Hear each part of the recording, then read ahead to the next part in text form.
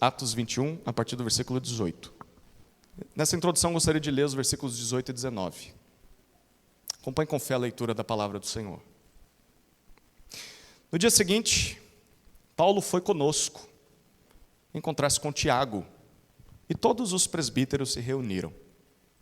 E tendo-os saudado, contou em detalhes o que Deus tinha feito entre os gentios por seu ministério. Amém? Eu quero te convidar a imaginar-se em uma guerra. Se imaginou? Você está diante de um campo aberto, tendo de chegar do outro lado. E à medida em que vai caminhando, percebe que o chão está repleto de pólvora. E a única coisa que você tem em suas mãos é uma pequena lamparina para iluminar o caminho. Mas isso, apesar de ser uma boa notícia, também é um perigo. Porque qualquer tropeço, qualquer deslize, você pode escorregar, cair, ou essa lamparina, essa chama, encostar no chão e tudo ir pelos ares. Como atravessar um campo minado? Algo prestes a explodir em segurança, sem provocar um incêndio, sem destruir tudo ao seu redor. Essa não parece a descrição da vida cristã nesse mundo?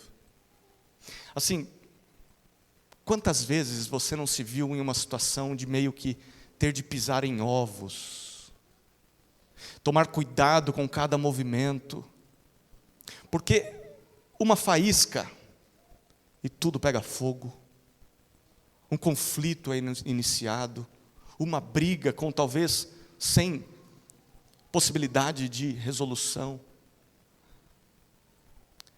Já se sentiu andando sobre pólvora, com uma lamparina nas mãos? Bom, muitas vezes é assim que a gente se sente diante das pessoas desse mundo. Pessoas de diferentes crenças, diferentes convicções, religiões diferentes que a nossa. E aí, qualquer declaração, qualquer atitude que a gente tem que está fora daquilo que elas acreditam ser a verdade, talvez em defesa do Evangelho, e parece que nós somos as piores pessoas do mundo. Como você ousa dizer isso? Quem você pensa que é para afirmar uma coisa dessas? E aí a gente fica naquela, o que eu faço? Ou talvez, você quer evangelizar pessoas, quer defender a fé, e aí, qualquer palavra que você fala parece uma declaração de guerra. Que você está querendo comprar uma briga com a pessoa, como se você fosse arrogante, como se você odiasse a pessoa, na verdade você ama ela, e você quer falar de Jesus para ela. Mas quem dera se fosse só lá fora, no mundo. Quantas vezes nós não vivemos uma situação parecida dentro da igreja? A gente tem que lidar com pessoas diferentes de nós. Infelizmente, às vezes parece que qualquer gesto que a gente faça, a gente está tentando obedecer a Deus. A gente leu na palavra, descobriu o que Jesus espera de nós e começa a dar passos para fazer aquilo que Ele diz, mas aí isso nos coloca em situações difíceis com as pessoas, porque dentro da igreja tem pessoas com opiniões diferentes da nossa. Dentro da igreja tem pessoas com consciências diferentes, níveis de consciências. Para alguns isso é terrivelmente errado, para outros, eu não vejo problema com isso. Como que a gente lida com essas coisas? Ou talvez costumes, jeitos diferentes dos nossos. E aí a gente tenta conviver com gente diferente e parece que, por um fio, tudo vai dar errado. Já teve essa sensação? Como que a gente atravessa o campo minado dessa vida para chegar no nosso destino, a vida eterna, em segurança, sem brigarmos, sem explodirmos, sem causarmos um incêndio nesse campo minado que é são os nossos relacionamentos. Lá fora, no mundo, mas também dentro da igreja, com os crentes. Em outras palavras, como é que eu sigo Jesus? Servindo a Jesus, adorando Jesus, testemunhando de Jesus, sem explodir com as pessoas à minha volta, só porque elas discordam de mim. Como eu posso levar a luz de Cristo a esse mundo de trevas sem me perder no caminho e acabar me afastando dessa luz que eu deveria anunciar? Como ser cristão e continuar na missão de Deus sem comprometer a pureza do Evangelho, sem acabar afastando as pessoas de nós, não por causa do Evangelho, mas por causa dos meus próprios erros, por causa dos meus próprios pecados, porque eu coloquei tudo a perder. Eu deixei a chama chegar na pólvora. Nós estamos diante de alguém que teve que lidar com todos esses conflitos, o apóstolo Paulo. Tudo começou nessa passagem que nós vamos começar a estudar hoje. Nós estamos na terceira e última parte do livro de Atos. Até aqui, Lucas, que é o autor desse livro, contou para o seu leitor original, que é um alto oficial romano, provavelmente, chamado Teófilo. Mas também ele contou para todo mundo que leria, porque ele não escreveu só para Teófilo, ele sabia que outras pessoas leriam. Não sabia que eu e você leríamos, ele nem sabia que a gente existiria. Mas ele escreveu para quem ficasse depois. E até agora ele contou como a igreja começou lá em Jerusalém, como o evangelho avançou nas regiões ao redor, Judéia e Samaria, e como ele começou a chegar até os confins da terra. E um nome fundamental nessa missão foi Paulo. Deus escolheu Paulo como o apóstolo dos gentios, aquele que seria enviado até as nações distantes, para falar de Jesus para as nações e principalmente para os reis, para os governantes. Ele falaria para os judeus também, mas principalmente para os gentios.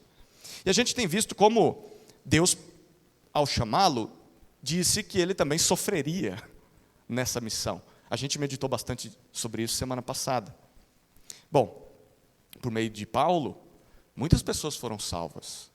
Várias igrejas foram plantadas e muitos milagres até foram realizados, principalmente na parte oriental do Império Romano. Mas Deus queria mais. Deus queria que o Evangelho chegasse também a Roma. Roma era a capital do Império. Roma era a capital do mundo na época. E a partir de Roma, Deus queria que o Evangelho chegasse a todos os cantos da terra. E conforme nós temos lido no livro de Atos, Deus vai cumprir o seu plano. Deus há de cumprir aquilo que planejou e que prometeu, mas não do jeito que Paulo planejou, e não do jeito que nós planejaríamos. Se Deus fizesse uma assembleia perguntando: o que vocês acham, o que vocês sugerem, como farei para que o Evangelho chegue às nações, nós nunca concordaríamos com esse plano dele. Daria uma bela de uma discussão, mas dificilmente alguém te diria: Senhor, coloca a gente para ser torturado, coloca uns de nós para morrer. Olha, a gente quer ser preso, para assim o Evangelho chegar nos confins da terra. Ninguém diria isso, mas Deus planejou assim. O Evangelho vai chegar em Roma, sim. E de Roma vai alcançar o mundo, mas não da forma pacífica e tranquila com que nós esperaríamos. Paulo irá até Roma preso.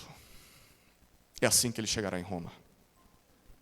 O Espírito Santo mostrou isso para ele. A gente viu isso no trecho anterior. Começo do capítulo 21 mostra isso.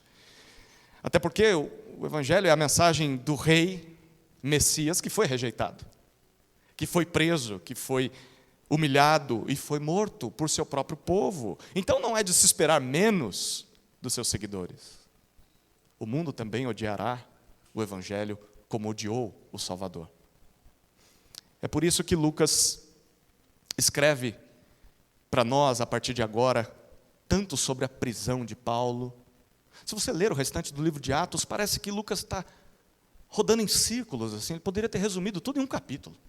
Paulo foi preso, teve os interrogatórios e acabou chegando em Roma, fim do livro. Mas é um terço do livro, são 7 capítulos para descrever essa jornada. São alguns anos de jornada. Ao longo desse percurso nós veremos, não é só prisão, mas Paulo também vai passar por muitas acusações. Ele vai fazer 3 defesas, pelo menos, diante de pessoas muito importantes. Nós também vemos muito sofrimento de Paulo. Até naufrágio esse homem vai passar. Fome. Até uma serpente vai picá-lo. Mas isso é lá para o final do livro. A pergunta é por quê? Por que a gente tem que ler um negócio desse? Estava tão gostoso até agora, o início da igreja, missões, e agora sofrimento. Bom, parece que Lucas, a partir do capítulo 21 até o final do livro, quer nos ensinar duas lições principais. A primeira é que o evangelho avança nesse mundo como Jesus disse que iria acontecer, mas não sem sofrimento, por parte de quem o carrega. No caso, é Paulo. Mas isso vai acontecer com todos aqueles que carregam essa mensagem. O mundo odiou Cristo. O mundo irá odiar os seguidores de Cristo. Lucas quer deixar isso muito claro para nós. Mas tem uma segunda lição que esse trecho inteiro quer ensinar. É que o evangelho não é uma mensagem criminosa. O evangelho não é digno de ser perseguido. O evangelho não é digno de ser impedido. Ele não é uma declaração de guerra contra o Império Romano. O evangelho não é uma declaração de guerra contra qualquer império desse mundo. O evangelho não é o hasteamento de uma bandeira de guerra contra os governantes. O evangelho, na verdade, é o que coloca fim na guerra. O evangelho é que traz paz entre os homens e Deus, e paz entre os homens e os homens. É isso que Lucas quer mostrar para nós. E por várias vezes Paulo vai passar diante de autoridades romanas, e as autoridades romanas dizem: esse homem não fez nada. Isso é muito importante para os leitores de Lucas, e a gente vai perceber isso à medida que o texto for avançando. Porque é bem possível que eles já estivessem começando a sofrer oposição, ou sofrer até perseguição por causa da fé em Jesus. Então a pergunta que Lucas provavelmente está respondendo nesse trecho, tanto do capítulo 21 até o final do livro, é como que nós podemos seguir a Jesus, levando o evangelho ao mundo, sem nos intimidarmos, sem nos acovardarmos, frente à oposição das autoridades, dos descrentes. Como continuar seguindo a Jesus, sem ficarmos escondidos num cantinho, esperando o tempo passar e clamando: Jesus, volta, porque eu não aguento mais esse mundo. Como ter coragem em testemunhar do evangelho? Lucas quer mostrar para a igreja, quer mostrar para nós. Mas ele também quer dizer como nós podemos testemunhar de Cristo sem comprometer a sua mensagem com os nossos próprios pecados, com os próprios conflitos internos que a igreja tem e deve aprender a lidar com esses conflitos, para não comprometer o evangelho. Bom, a resposta a essa pergunta tão longa está em ver como Deus agiu pelo bem do evangelho, pelo bem do seu povo, em cada uma das situações que nós veremos a partir de agora, através da fidelidade e da sabedoria de Paulo. Bom, hoje vamos olhar dois movimentos. São dois blocos maiores de texto. O primeiro movimento é o esforço pela unidade. Como Paulo lidou com esse tema. Como isso pode afetar a nossa vida. O segundo movimento é a busca pela verdade. Onde está a verdade? Bom, então vamos para o primeiro movimento. O esforço pela unidade. Esse esforço está no versículo 18 até o versículo 26. Então nós vamos ler. Peço que você acompanhe a leitura com fé. A leitura da palavra do Senhor. No dia seguinte, Paulo foi conosco encontrar-se com Tiago e todos os presbíteros se reuniram. E tendo-o saudado, contou em detalhes o que Deus tinha feito entre os gentios por seu ministério. Ouvindo isso, eles deram glória a Deus e lhe disseram: você percebe, irmão, que há milhares de judeus que creram, e todos são zelosos da lei. Eles foram informados que você ensina todos os judeus entre os gentios a apostatarem de Moisés, dizendo-lhes que não devem circuncidar os filhos, nem andar segundo os costumes da lei. Que faremos então? Certamente saberão que você já chegou. Faça, portanto, o que vamos dizer. Estão entre nós 4 homens que voluntariamente fizeram um voto, leve esses homens, participe da cerimônia de purificação com eles e pague a despesa deles, para que rapem a cabeça. Assim, todos saberão que não procede a informação que receberam a respeito de você, e que, pelo contrário, você mesmo vive de conformidade com a lei. Quanto aos gentios que creram, já lhes transmitimos decisões para que se abstenham das coisas sacrificadas a ídolos, do sangue, da carne de animais sufocados e da imoralidade sexual. Então, Paulo, levando aqueles homens, no dia seguinte, tendo-se purificado com eles, entrou no templo, acertando o cumprimento dos dias da purificação, até que se fizesse a oferta em favor de cada um deles. Paulo está em Jerusalém por 2 motivos, a gente já viu isso até agora. Primeiro, ele está levando uma oferta das igrejas gentílicas para ajudar a igreja da Judéia, que estava passando por uma grande fome. Lucas não vai comentar isso agora, depois, mais para frente ele fala sobre esse assunto. A gente não sabe porque ele não menciona, mas até agora a gente sabe que ele está levando dinheiro para lá. Mas tem um segundo motivo, ele está para finalizar a sua 3ª viagem missionária. Essa viagem que começou 4 ou 5 anos atrás, ele está passando em Jerusalém, ali a última parada, é só subir no mapa, chega para a sua igreja de origem, Antioquia, e dali ele tinha o interesse de ir para Roma. Ele vai, mas não do jeito que planejou. Então, é claro que o Espírito Santo prometeu para ele que ele deveria ir para Jerusalém, mas que quando chegasse lá, ele seria preso. Foi isso que nós vimos semana passada, lembra? Bom, e é isso que precisa acontecer com Paulo em Jerusalém. Ele precisa ser preso. E você vai descobrir que se ele não fosse preso, ele nunca chegaria em Roma vivo. Paulo precisou ser preso. E a gente vai ver, hoje, vai mostrar para nós por que ele precisou ser preso. Se ele não fosse preso, ele morreria. Bom, nós vamos descobrir por que Paulo precisava ser preso. Porque esse texto mostra para nós que havia um grande conflito por trás das cortinas. Algo que assim você não percebia claramente, mas que estava acontecendo no seio da igreja em Jerusalém, que poderia causar a morte de Paulo, antes mesmo que ele chegasse a Roma. Por isso que Deus está preparando a prisão para ele. Mas antes de a gente descobrir o que estava acontecendo, o versículo 18 diz para nós que houve uma reunião de presbitério em Jerusalém. No versículo 17, que foi o último versículo de semana passada, Paulo chegou em Jerusalém, a igreja recebeu ele com muita alegria, não tem problema nenhum entre Paulo e a igreja de Jerusalém, eles têm plena comunhão.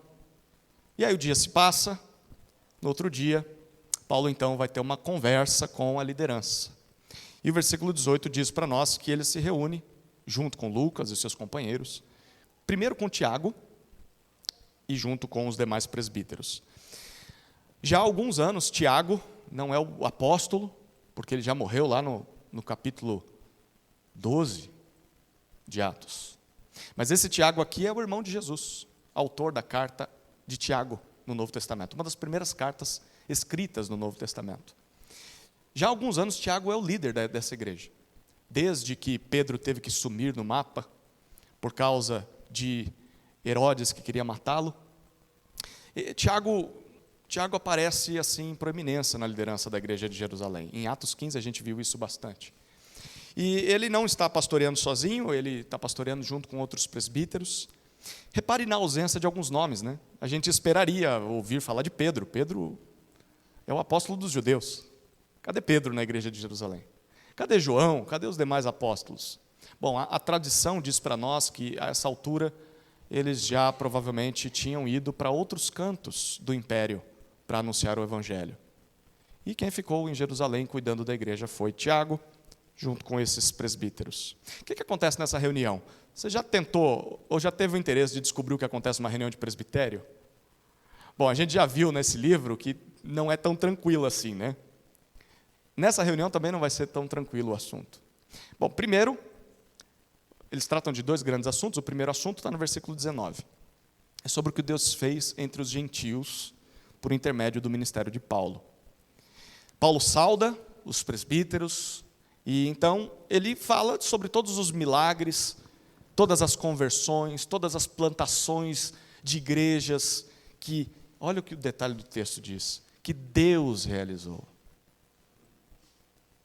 As obras de Deus, através, sim, da vida de Paulo, durante aqueles 5, 6 anos entre a sua segunda e terceira viagem missionária. O detalhe que Lucas quer que nós percebamos aqui é que tudo isso foi feito através do ministério de Paulo, mas Paulo não era o responsável. Deus era o responsável. No final das contas, Paulo sabia e reconhecia que ele era apenas um instrumento. Deus era o construtor. Isso é curioso, não é? Porque se nem o próprio apóstolo Paulo quis receber glória, reconhecimento pelos milagres, pelas conversões, pelas igrejas que plantou, por que é que a gente vê tanta gente hoje em dia fazendo o contrário? Eu não preciso nem citar nomes. Você já deve ter visto gente na mídia que usa um chapéu, mas não é só chapéu não, com chapéu, sem chapéu. Gente que quer trazer para si a atenção, eu é que faço e aconteço, o milagre é comigo, é quando eu entro no recinto que as pessoas são curadas, as coisas acontecem comigo quando eu profetizo. Se nem Paulo fez isso. Por que tem tantos obreiros e obreiras nesse mundo, na nossa época, que querem a glória, como se o mérito fosse deles?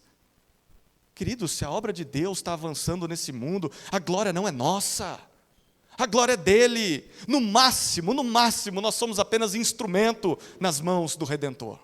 Só isso. Nós não merecemos o crédito, nós não merecemos o mérito, nós nem deveríamos buscar essas coisas.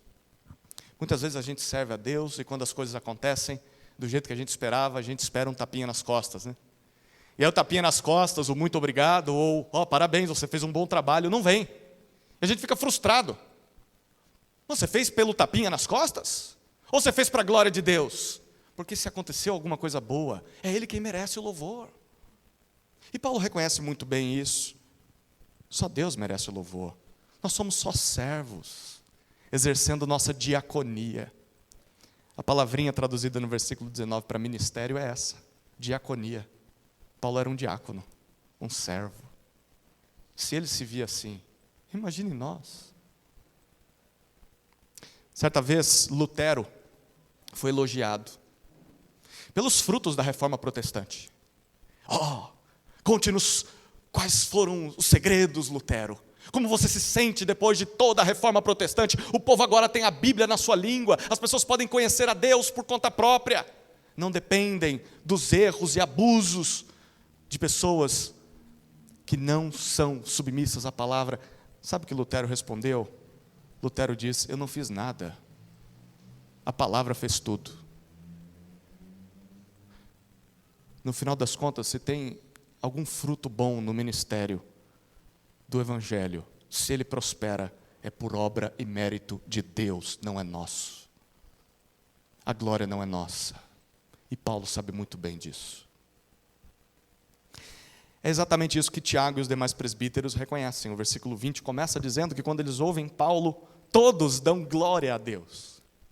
Eles louvam, eles exaltam o nome de Deus por seus feitos. Interessante, eles estão ouvindo falar de coisas que Deus fez não por intermédio deles, não por intermédio da igreja deles, mas coisas que Deus fez através de Paulo, coisas que Deus fez em outros lugares.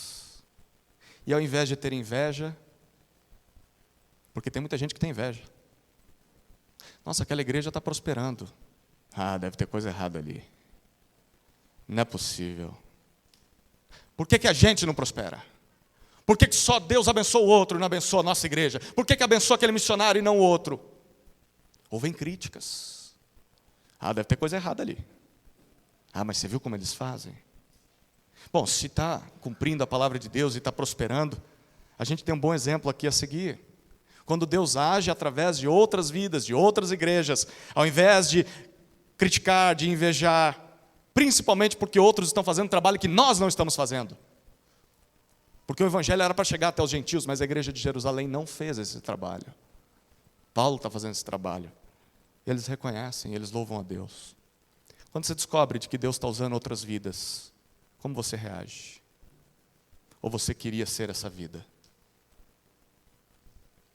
Eles louvam a Deus, eles se alegram, porque outros estão sendo usados por Deus também. Mas tem um detalhe no versículo 20. Eles se alegram, louvam a Deus por tudo aquilo que Deus tem feito entre os gentios. Isso é muito importante na narrativa de Atos, porque os pastores da igreja de Jerusalém estão glorificando a Deus pelas obras de Deus entre os gentios, porque Deus salvou os gentios, porque Deus alcançou os gentios. O que o autor de Atos está nos dizendo é que não há problema nenhum para os líderes de Jerusalém, da igreja dos judeus. Não há problema nenhum em o evangelho ter alcançado os gentios. Louvado seja Deus por isso. E Lucas está pontuando isso para nós. Eles estão felizes, não tem crítica, não tem reprimenda nenhuma. Eles louvam a Deus. Porém, isso levanta um segundo problema. Não é só boa notícia, né? Tem uma segunda questão, um segundo assunto nessa reunião. E aí, na segunda parte do versículo 20, bem possivelmente Tiago está liderando os presbíteros aqui, e eles dizem assim: Paulo, milhares de judeus creram em Jesus, e eles são zelosos da lei. Até agora problema nenhum, né? Na verdade isso é motivo de alegria. Milhares de judeus reconheceram Jesus como seu Messias, passaram a fazer parte da igreja de Cristo em Jerusalém.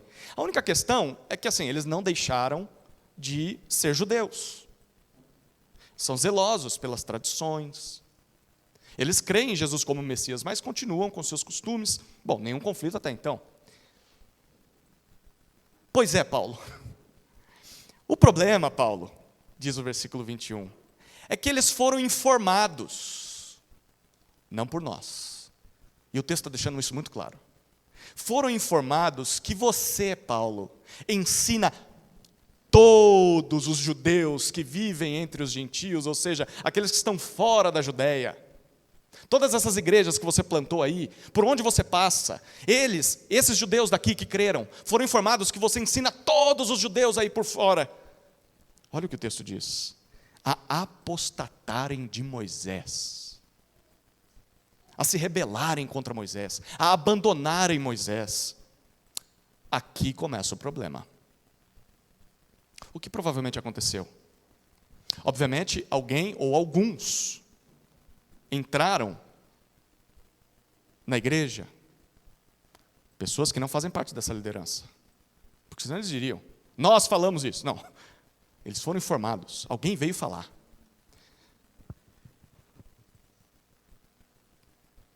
Falar uma informação falsa, disseminar uma mentira no seio da igreja.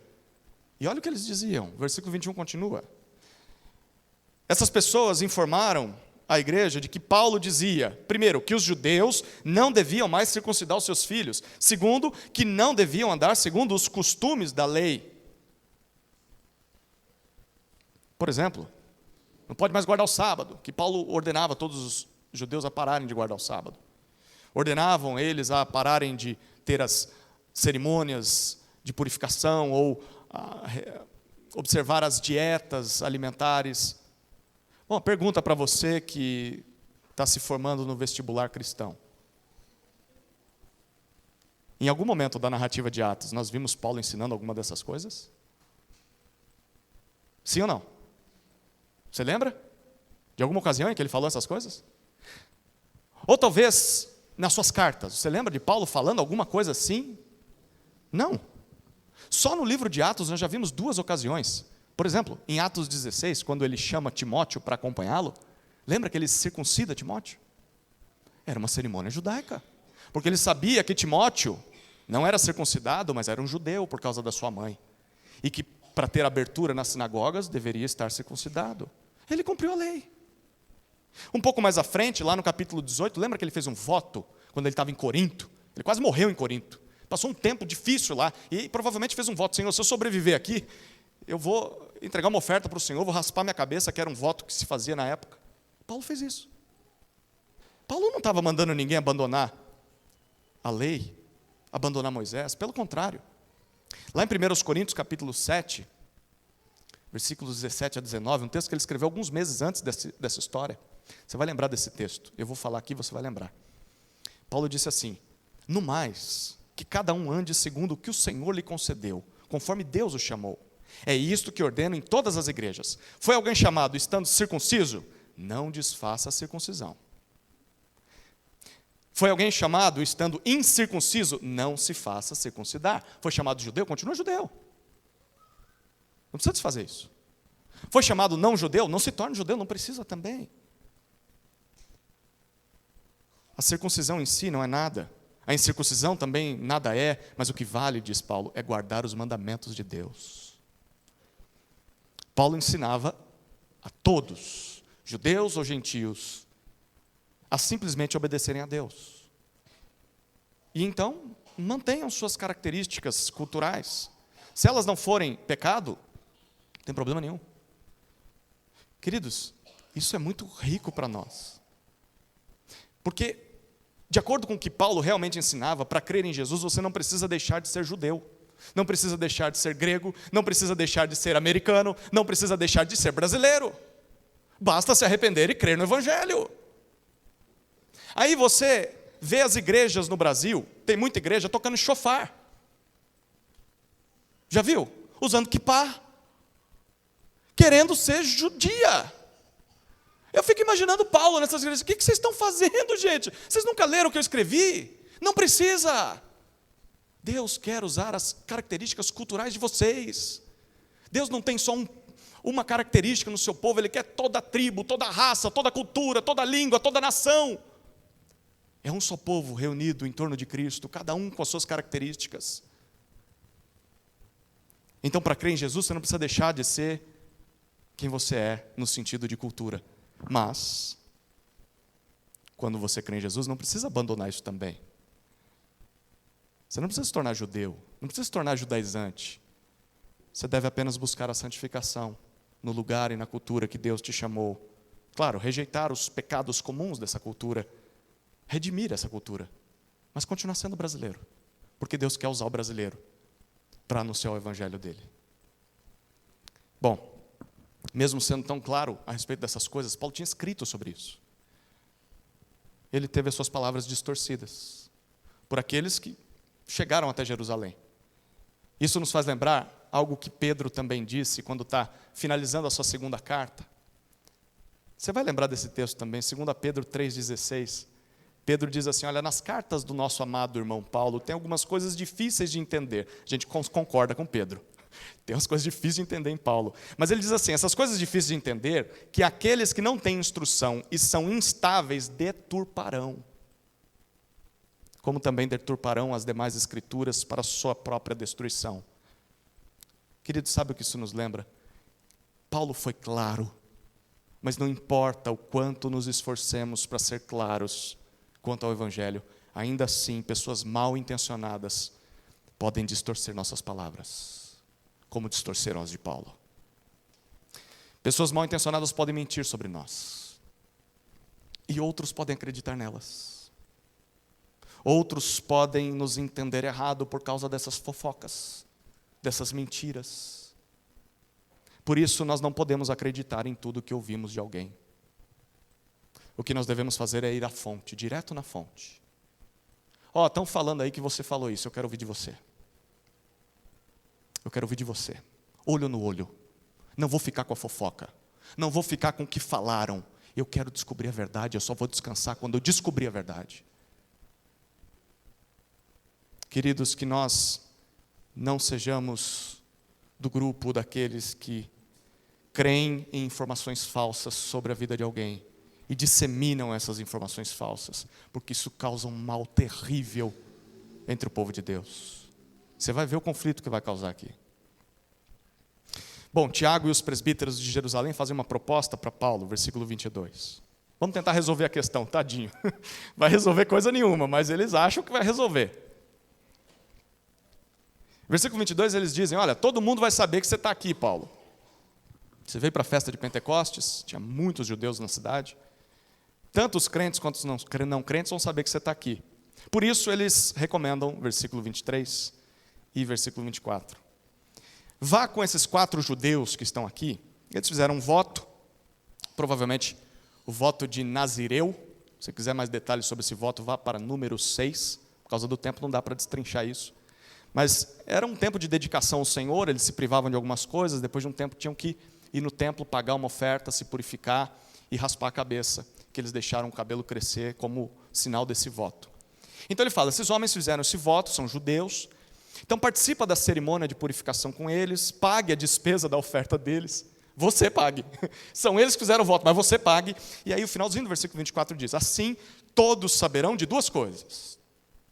Crentes ou descrentes saberão, primeiro, que não procede a informação que receberam sobre você. É tudo mentira. Você não ensina os judeus a abandonarem Moisés. Mas segundo, todos saberão que, pelo contrário, você mesmo vive em conformidade com a lei. Opa! Será mesmo que Paulo vive em conformidade com toda a lei? Aí já é forçar muito, né? Porque assim, é claro que Paulo continuava sendo judeu, e a gente já falou que ele ainda guardava algumas cerimônias judaicas, mas não tinha como Paulo viver em conformidade com a lei, porque ele comia com gentios na ceia. A gente já viu isso acontecendo. Ele tinha comunhão com gentios. Então, Paulo até mantinha alguns hábitos judaicos, mas tudo ele não cumpria. Como que a gente explica isso? Bom, quando Paulo estava perto dos judeus, ele vivia como judeu. Quando ele estava perto dos gentios, ele vivia como gentil. Isso não era hipocrisia ou falsidade. Ele explicou para nós em 1 Coríntios 9. Ele diz assim, sendo livre de todos, fiz-me escravo de todos, a fim de ganhar o maior número possível. Para com os judeus, fiz-me como judeu, a fim de ganhar os judeus. Participei dos costumes que eles participavam para evangelizá-los. Aos sem lei, aos gentios, como se eu mesmo fosse sem lei. Não estando sem lei, estava debaixo da lei de Cristo, mas para evangelizar os sem lei. Fiz-me tudo para com todos, a fim de, por todos os modos, salvar alguns. Tudo isso faço pelo Evangelho. Paulo estava disposto a abrir mão de coisas secundárias pelo Evangelho. Bom, versículo 25, o texto continua que depois de dar o seu conselho, aquele presbitério informa Paulo que tem transmitido as decisões de Atos 15 a todos os gentios que creem, como eles devem se comportar diante dos judeus. Em outras palavras, eles estão dizendo, olha, nós aceitamos os gentios na comunhão. Eles são crentes, é tranquilo isso para a gente. O problema não é com eles. O problema, Paulo, é a fofoca que fizeram sobre você. E aí a gente fica pensando, como é que Paulo vai reagir a um negócio desse? A pergunta, como você reagiria a uma proposta indecente dessa? Você acabou de chegar, trazendo uma oferta para aquele povo. Aí a primeira coisa que você ouve é que tem pessoas mal intencionadas mentindo sobre você nesse lugar. Estão mentindo sobre mim? Segundo, aí você ouve, e tem crente imaturo na igreja que está acreditando. E não é só isso, a proposta é, fique calado, não vá se defender. E em quarto lugar, se sacrifique, vá junto com esses 4 homens, pague o valor deles, com o seu dinheiro. A pergunta é, para que eu vou fazer tudo isso? Onde está a minha honra? Onde está a verdade? Como é que eu me defendo diante dessas acusações? Você faria a mesma coisa que Paulo? Paulo não se defende. Paulo não fica irritado. Paulo não vai embora. O versículo 26 diz que Paulo faz exatamente o que foi sugerido. Paulo chega a pagar a oferta daqueles homens diante de todos os judeus. A pergunta é por quê? Por que Paulo está disposto a abrir mão da sua honra, abrir mão da sua imagem? Por que ele não vai se defender? Por que ele não confronta aqueles que mentiram sobre ele? Por que ele não confronta a igreja? Por que ele está disposto até a ter prejuízo em consertar um estrago que não foi ele que causou? A resposta é pelo bem da igreja. É pela unidade do povo de Deus. Paulo quer manter a unidade da igreja em Jerusalém. Ele quer preservar a igreja unida, judeus e gentios, ele não quer que eles se dividam. E se ele levantasse uma bandeira ali, haveria um caos. E que lição a gente aprende, queridos? Paulo estava disposto a brigar pelo essencial. Quando era questão de doutrina, ele brigava. Mas também estava disposto a abrir mão daquilo que era secundário. Daquilo que é costume, é preferência, são liberdades, eu estou disposto a abrir mão. Lembra que ele falou em 1 Coríntios? Se comer carne ofende meu irmão, nunca mais vou comer carne na frente dele. Por que eu vou arranjar confusão com isso? Isso é secundário. Por que eu vou escandalizar o meu irmão? Por que eu vou fazer o meu irmão se desviar? Por causa de uma coisa que dá para abrir mão. Isso é um exemplo tremendo daquilo que o próprio Paulo diz aos Efésios. Rapidamente, volte seus olhos para Efésios capítulo 4. Deixe Atos 21 aberto aí.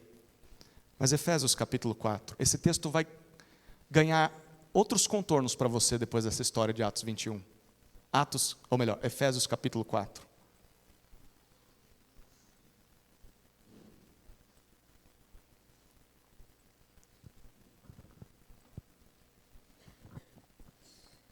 Olhe os versículos 1 a 6.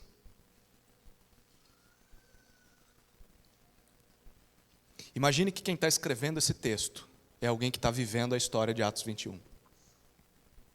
Por isso, eu, o prisioneiro no Senhor, peço que vocês vivam da maneira digna da vocação a que foram chamados, com toda a humildade e mansidão, com longanimidade, suportando uns aos outros em amor, fazendo tudo, não é algumas coisas, fazendo tudo para preservar a unidade do Espírito no vínculo da paz.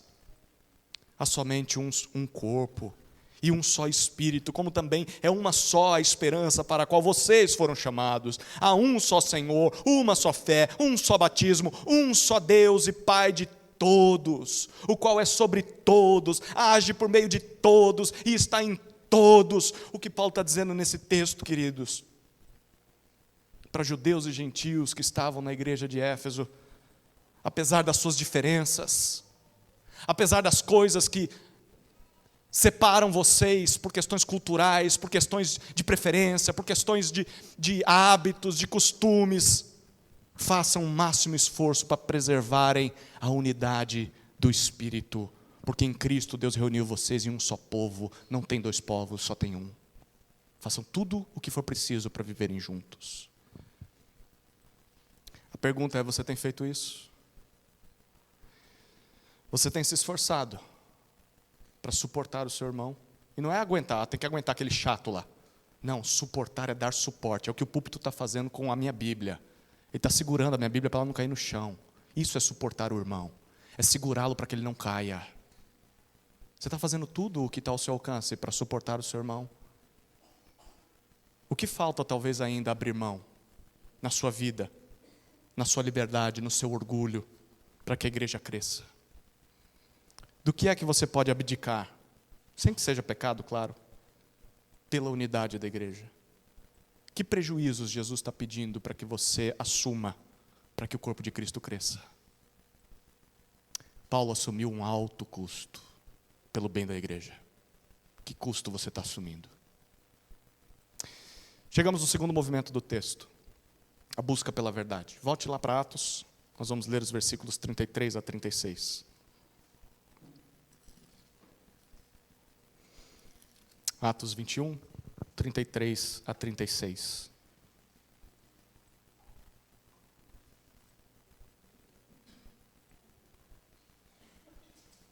Perdão, 27 a 36.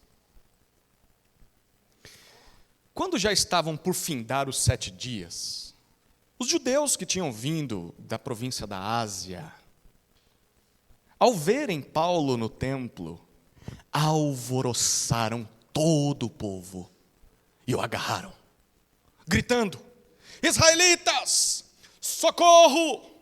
Este é o homem que por toda parte anda ensinando a todos a serem contra o povo, contra a lei e contra este lugar. E mais ainda, introduziu até gregos no templo e profanou este recinto sagrado. Disseram isso, pois antes tinham visto Trófimo, o efésio, em sua companhia na cidade, e pensavam que Paulo o havia levado para dentro do templo.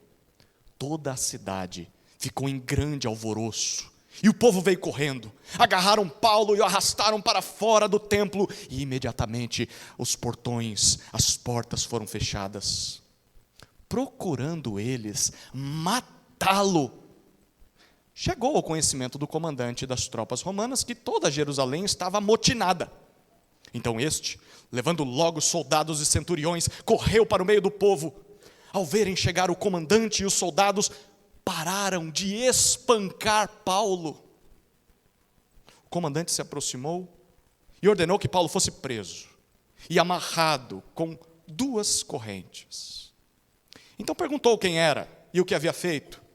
Na multidão, uns gritavam uma coisa, outros gritavam outra. Não podendo ele, porém, saber a verdade, por causa do tumulto, ordenou que Paulo fosse recolhido à fortaleza.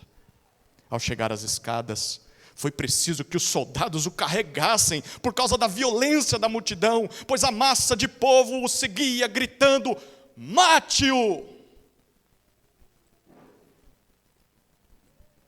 Tudo corre dentro do planejado.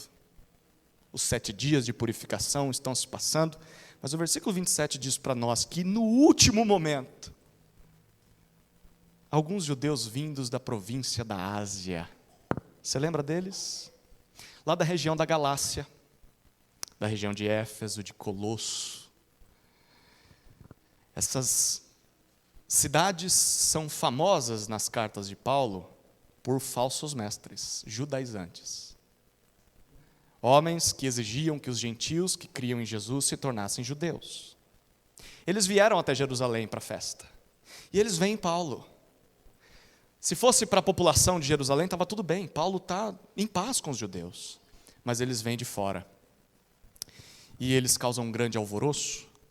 Eles prendem Paulo e no versículo 28 eles gritam: Israelitas, socorro, nos ajudem. E aí eles fazem 2 acusações contra Paulo. A primeira está no versículo 28, na primeira parte. Aqui está o homem que por toda parte ensina todos a serem contra o povo de Israel, contra a lei, obviamente os costumes mosaicos, judaicos, e contra este lugar, o templo. A pergunta: isso é verdade? Paulo prega contra Israel? Paulo prega contra a lei? Paulo prega contra esse lugar? É isso que ele prega? Sim ou não? Não. Se você fala que sim, então leia o Novo Testamento novamente. Não, ele não prega contra essas coisas. Se você ler Romanos 9 e 10, você vai descobrir que Paulo sentia grande tristeza e incessante dor no coração, porque o seu povo não cria no Messias. No capítulo 10 de Romanos, Paulo começa dizendo, ou melhor, no capítulo 9 ainda, que ele sentia tanto que estava pronto a se entregar, a abrir mão da sua salvação, a ser amaldiçoado, para que o seu povo cresça em Cristo. Paulo orava por eles, para que eles fossem salvos. Não, Paulo não é contra o povo de Israel. Paulo não é contra a lei de Moisés. Paulo não é contra o templo. Paulo apenas passou a ver e interpretar esses temas à luz do Evangelho. Por causa do que Jesus fez na cruz, o povo de Deus passou de ser composto apenas de judeus, mas agora é de todos os que creem, judeus e gentios. A lei foi cumprida por Cristo. Paulo não é contra a lei. Cristo cumpriu a lei. O templo onde Deus habita não é mais Jerusalém, mas agora é na igreja, o povo de Jesus. É claro, nenhum dos acusadores de Paulo quer saber disso, porque o que eles querem ver é sangue. E aí vem a segunda acusação. Ainda no versículo 28, eles dizem: e mais, Paulo introduziu até gregos no templo, e assim profanou esse recinto sagrado. Naquela época tinha, dentro do pátio do templo, depois que passava do pátio das mulheres, uma mureta, de 1,5 metro mais ou menos, que tinha algumas placas, escritas em várias línguas. que diziam assim: proibida a entrada de gentios, sob pena de morte. Então assim, se você chegasse lá, se você sendo gentil, não podia passar daquela mureta, ficava só ali. Não conseguia chegar lá na adoração dentro do templo. Só até ali. E Roma tinha dado autorização. Se algum gentil pular a mureta, se tivesse alguém que desobedecesse isso, profanando o templo, podia ser morto. E é isso que eles estão fazendo com Paulo. Eles estão arrastando Paulo para fora exatamente para cumprir o que Roma já permitiu eles fazerem. A pergunta: Paulo introduziu grego no templo? Até agora, Paulo fez isso? Sim ou não? Sim? Não. Não, ele entrou com 4 judeus que fizeram um voto. Ele não entrou com grego nenhum no templo. A resposta de Lucas até aqui é que não foi Paulo quem introduziu gentil na presença de Deus. Foi o próprio Deus. Foi Deus que aceitou no seu povo, na igreja, a inclusão de gentios. Foi Deus que aceitou a minha e a sua inclusão dentro do povo de Deus, quando o seu Filho tomou sobre si os nossos pecados, a quem Ele concedeu o seu Espírito Santo. Ou seja, o templo, o santuário verdadeiro de Deus não é aquela construção. O templo é a igreja de Cristo espalhada por esse mundo. Mas é claro, aqueles judeus da Ásia não querem saber disso. Eles não reconhecem o Evangelho. Na verdade, eles nem sabem o que estão falando, porque Lucas comenta para nós no versículo 29. Eles estão dizendo isso porque antes de Paulo entrar no templo, eles viram um Efésio, Trófimo, que era companheiro de Paulo. Ele era grego, sim, não era judeu. Mas ele estava só andando com Paulo na cidade, não tem nada a ver, ele nem entrou no templo. Eles estão supondo, o texto diz que eles pensaram que Paulo havia introduzido Trófimo dentro do templo, o que Paulo não fez. Você percebe de onde vem a fundamentação da acusação desses homens? Vem de uma mentira. Uma mentira de que Paulo falava contra a lei, contra o povo, contra o templo. Mas também vem de uma suposição. Eles viram Trófimo com Paulo, logo suporam que Paulo o tinha introduzido no templo. Esse é mais um exemplo, queridos, de que mesmo fazendo tudo certo, Paulo está fazendo tudo certinho, até se sacrificando pelo bem da igreja, ainda assim nós temos de saber que as pessoas poderão interpretar errado o que nós fazemos. E elas poderão pensar algo errado sobre nós e até disseminar mentiras sobre nós. Infelizmente acontece. Mas ainda assim nós devemos fazer aquilo que Deus nos manda fazer, mesmo que os outros não nos entendam. E Paulo está fazendo. Mas também nós devemos tomar muito cuidado com suposições. Esses judeus da província da Ásia estão supondo coisas. Porque quando nós unimos suposições com mentiras e maus entendidos, nós acabamos cometendo injustiças. Nós acabamos cometendo muita maldade com pessoas. Tem tanta gente que teve a vida arruinada por suposições. Não sejamos daqueles que espalhamos boatos. Só porque você acha que viu algo, não significa que você viu algo. Tenha certeza do que você viu, senão não fale. Ao mesmo tempo, não sejamos aqueles que se deixam levar por suposições, por conclusões equivocadas. Busque as informações verdadeiras. Seja humilde. Seja sábio na busca pela verdade. Não tome decisões precipitadas tendo como base boatos. Ah, alguém disse. Ah, falaram. Estão dizendo por aí. Estão dizendo quem? Você viu mesmo? Você tem prova? Não, não tenho. Então fica quieto. Por uma suposição, esse homem quase foi morto. Lucas, no versículo 30, nos conta que isso agita, tumultua toda a cidade. O povo vem correndo até o templo. Paulo é agarrado, é arrastado para fora do templo e as portas são fechadas. Interessante, essa provavelmente foi a última vez que Paulo viu o templo em Jerusalém, do lado de dentro. Porque daqui ele vai para Roma preso e provavelmente não voltou mais para Jerusalém, não dava para aparecer lá mais. E 15 anos depois dessa história, o templo foi completamente destruído pelos romanos. E o que a multidão quer fazer com Paulo? O versículo 31 diz: eles querem matá-lo. E o texto diz que eles procuram um meio de fazer isso. A gente vai falar sobre esse meio daqui a pouco. Mas é irônico, né? Esses homens estão indignados pelo fato de Paulo ter profanado o templo. o que ele não fez. Mas eles estão prontos a matar um inocente.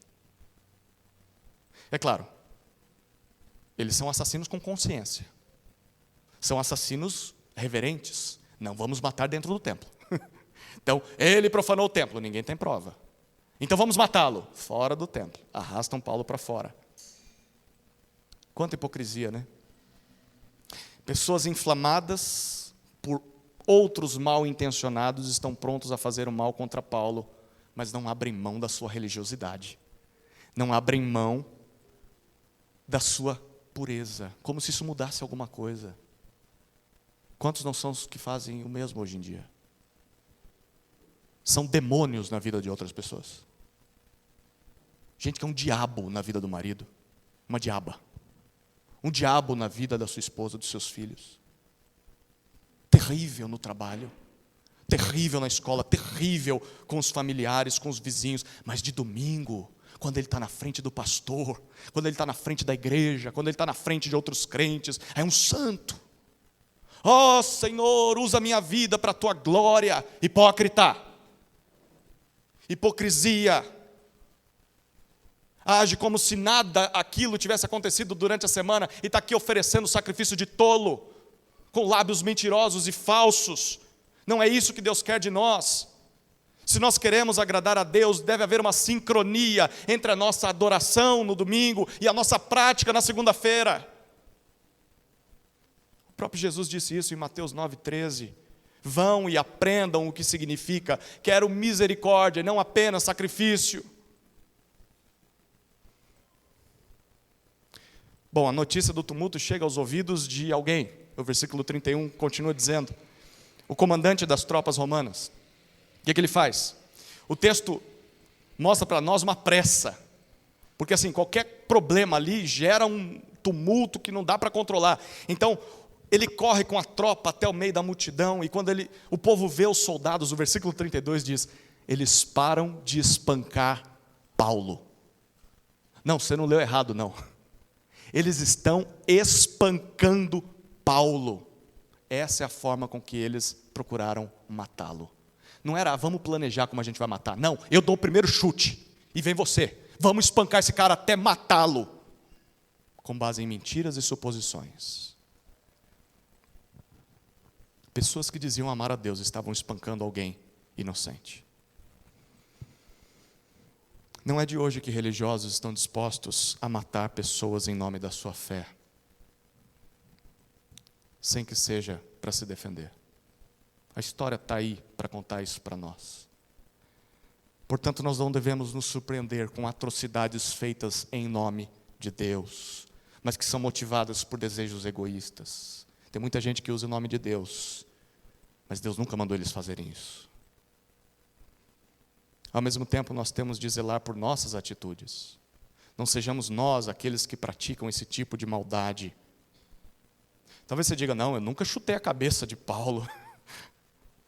Deus que me livre, imagina fazer mal para alguém, mas na internet você desce além, um monte de gente. Você mal sabe o quanto o teu comentário pode ferir alguém. Você nem sabe da história toda. E talvez está descendo a lenha nas pessoas. Tem um monte de gente sendo linchada na internet. Tem gente se matando por comentários, por brigas de internet. Por mentiras, por fofocas. Bom, repare que segundo o versículo 32, se não fossem os soldados romanos, esse seria o fim do apóstolo Paulo. Não teria mais livro de Atos. Ele teria morrido aqui. Mas aquele não era o seu dia. Deus ainda tinha outros planos para Paulo. E a pergunta é, quem salvou Paulo? Foi Jesus com uma capa? Foi o Superman que apareceu lá? Soltem o grande apóstolo Paulo, ele é meu servo. Foi um anjo, o anjo Gabriel que apareceu lá? Não foi. Quem foi que apareceu lá? O comandante romano. Foi Roma. Veja o que Lucas está contando para nós. O Império Romano está impedindo que o Evangelho seja impedido de avançar.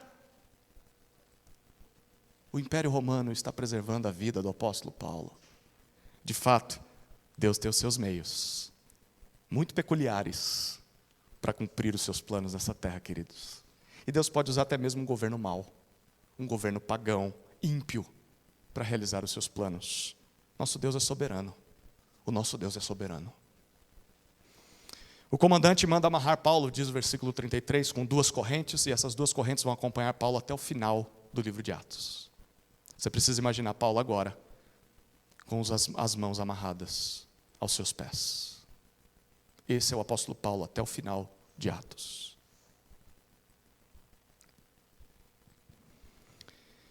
E ele pergunta à multidão: quem é esse homem? O que ele fez? Qual que é o crime dele? Observe como Deus soberano preserva a vida de Paulo, por meio de prisão. Queridos, nem tudo de ruim que acontece na nossa vida é tão mal assim. Às vezes, pode ser uma forma de Deus nos livrar. Pode ser uma forma de Deus nos proteger. Mesmo que não seja o que a gente tinha planejado. Eu tinha outros planos, Senhor. Mas o Senhor sabe o que está fazendo. Como que a multidão reage à pergunta do comandante? O versículo 34 diz que cada um grita uma coisa, todo mundo ao mesmo tempo.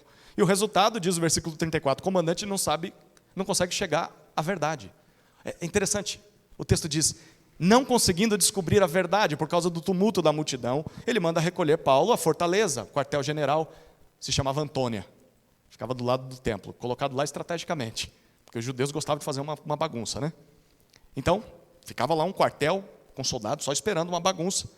Então vamos recolher Paulo. Isso é interessante, né? Em meio a tanto sábio, tanto religioso, tanto judeu ali piedoso, aquele oficial romano não é capaz de descobrir a verdade. Mesmo que ele esteja diante de alguém que carrega a verdade, Paulo. O que é a verdade? Ele não está vendo que a verdade está diante dele. Aquele que representa a verdade está acorrentado. E ele não consegue descobrir a verdade. Agora eu quero que você se imagine no lugar de Teófilo, aquele que está recebendo esse livro. Está lendo essa passagem. Teófilo é um oficial romano. Teófilo quer conhecer a verdade, por isso Lucas está escrevendo esse livro. E sabe o que Lucas está dizendo? Sabe onde você vai encontrar a verdade, Teófilo? Como esse oficial romano, você não vai encontrar na multidão irada. Você não vai encontrar nos judeus que estão errados. Você não vai encontrar dentro da fortaleza romana. Você vai encontrar a verdade apenas no Evangelho anunciado por Paulo. Dê ouvidos ao Evangelho. Isso também serve para nós hoje, queridos. Quantas não são as vozes conflitantes neste mundo? Quantos não são aqueles que perguntam o que é a verdade? Me diga, eu preciso saber o que é a verdade. Onde é que essas pessoas podem encontrar a resposta? Olha para o espelho. Você é a resposta para essas pessoas. A sua vida. Alguém que encontrou a verdade. Alguém que encontrou Jesus. Você, um seguidor de Jesus, é portador da poderosa e verdadeira mensagem do Evangelho. Você carrega a verdade. Você é um portador da verdade de Deus que transforma vidas. Você é a resposta para esse mundo doente. Essa verdade não é apenas um conjunto de crenças. Essa verdade é uma pessoa. É Jesus. O Jesus que te salvou, que te resgatou, que te deu perdão, paz com Deus, e chama você a anunciar essa verdade aos outros. Agora, talvez você seja alguém que ainda está buscando a verdade. O que é a verdade? Eu não sei o que é a verdade. Bom, saiba que se você quiser encontrar a verdade, vai ter que se submeter a Jesus. Caso contrário, você vai continuar procurando e nunca vai encontrar. Vai morrer procurando a verdade. Bom, a multidão está determinada em matar Paulo, por isso os guardas, diz o versículo 35. Os guardas são obrigados a carregar Paulo até o topo da escadaria. Até agora, Paulo era autônomo nas suas decisões. Ele ia para onde queria, claro, Deus às vezes dirigia ele para outros cantos, mas agora ele está sendo carregado. Imagina Paulo sendo carregado pelos guardas, amarrado. E os guardas têm que carregar ele, porque a multidão queria pegar Paulo das mãos dos guardas. O tumulto era tão grande, que eles têm que subir a escadaria da fortaleza carregando Paulo. Quando eles chegam lá em cima, a multidão não pode subir, porque senão eles morrem. E enquanto isso acontece, tem uma gritaria. E o versículo 35, melhor dizendo, o versículo 36 diz para nós: o povo todo gritava uma só frase. Qual que era a frase? Mate-o. Mate-o. Você se lembra de alguma história semelhante? Há uns 30 anos atrás, Lucas capítulo 23 narrou isso para nós. Nessa mesma cidade, os judeus, talvez até alguns que estão aqui presentes nessa cena, disseram algo semelhante a Pilatos: crucifica-o, crucifica-o. E o que Pilatos fez? Depois de perguntar o que é a verdade, Pilatos viu que não havia naquele prisioneiro nenhum mal, nenhum crime, mas ainda assim ele soltou um criminoso, soltou Barrabás e entregou Jesus à vontade da multidão. E Jesus foi crucificado mesmo sendo inocente. A pergunta é por quê? Para vencer de uma vez por todas a mentira, para destruir o mal de uma vez por todas. Na cruz, Jesus derrotou o pecado, Jesus derrotou a morte, comprando para nós perdão, liberdade, libertação. É por isso que Paulo está disposto a passar por tudo isso que a gente viu nesse texto. Paulo está disposto a abrir mão das suas liberdades pela unidade da igreja. Está disposto a ser preso injustamente por amor a Jesus, porque Deus já lhe deu a vida eterna. O que Paulo tem a perder? Eu achei tudo. Eu achei a verdade. Eu achei algo que é melhor do que a vida. Eu tenho uma herança me esperando depois dessa jornada. Por isso que Paulo disse em Filipenses, capítulo 1, versículo 21, para mim o viver é Cristo, e o morrer não é perda, não. Morrer é lucro, morrer é bênção, morrer é melhor do que viver, porque estarei com Cristo por toda a eternidade. Essa frase pode ser pronunciada pela tua boca. Você ousa dizer essas palavras?